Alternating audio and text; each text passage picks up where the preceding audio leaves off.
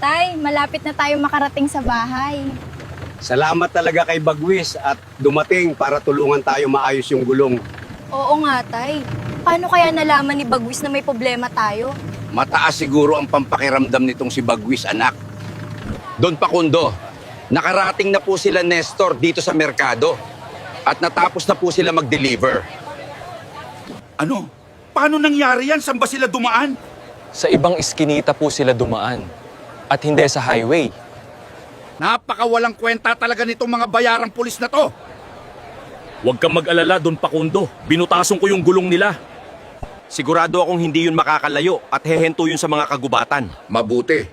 At tatawagan ko yung mga pulis para puntahan sa gubat. Hello, puntahan nyo sa may gubat dahil sabi ng bodyguard ko, binutasan niya yung gulong at baka sa may gubat naaberya yung delivery truck. Sige po, Don Pakundo. Agad-agad pupuntahan po namin yung gubat na sinasabi mo.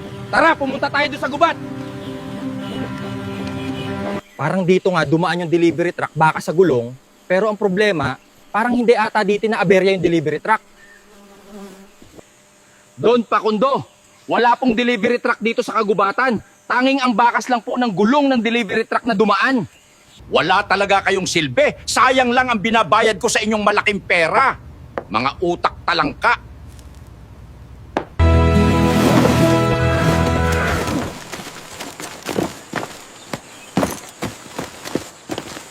Anak hahatid ko lang tong pera kina Don Pakundo.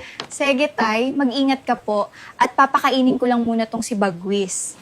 Don Pakundo, eto na yung 300K na tubo na sinasabi mo. Paano ka nakapasok dito sa opisina ko at sino nagpapasok? Walang bukas yung pintuan ng bahay mo at walang tao. Ha? Okay na yung utang mo. Umalis ka na at huwag ka nang bumalik dito.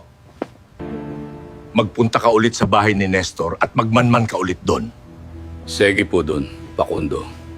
Masusunod po. Bagwis, pagpasensyahan muna yung pagkain natin ngayon. Hindi kasi ako nakapagluto ngayon dahil sa pagbiyahe.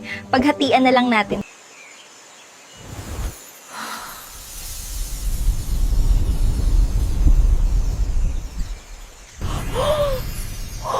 Wow, grabe naman, Bagwis. Pagkalaki-laki nitong mga tinapay at mangga.